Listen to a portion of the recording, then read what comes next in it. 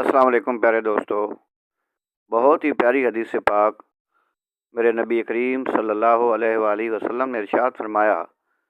اب بیوی کا کیا حق ہے؟ آپ نے ارشاد فرمایا کہ بیوی کا حق ہے کہ جب شوہر گھر آئے تو اس کو ہنستی ہوئی ملے، اپنے اندر حوصلہ پیدا کرے، تھوڑا وقت کا انتظار کرے، ایسے ہی اپنی تکلیفیں اور آزمائشیں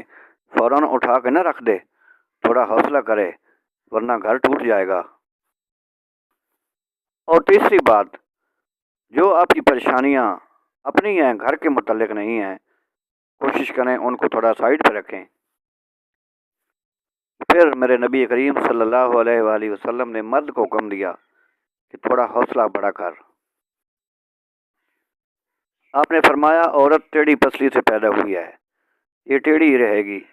اگر اس کو سیدھا کرنے کی کوشش کرے گا تو ٹوٹ جائے گی، لیکن سیدھی ٹیڑھی کے ساتھ گزارا کرو۔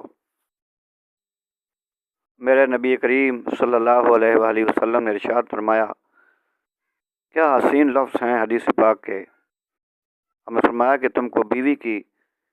کچھ عادات ناپسند ہوں گی تو اس سے بغض نہ رکھو، اور تم کو بیوی کی کچھ عادات پسند بھی ہوں گی۔ میرے دوستو، ہمارے پیارے نبی کریم صلی اللہ علیہ وآلہ وسلم نے گھر بچانے کا کیا خوبصورت انداز بیان فرمایا ہے، سبحان اللہ، ماشاءاللہ۔ آپ کو حدیث اچھی لگے، پسند آئے تو لائک اور سبسکرائب ضرور کریں، انشاءاللہ اسی طرح کی حدیث نبی آپ تک پہنچتی رہیں گی۔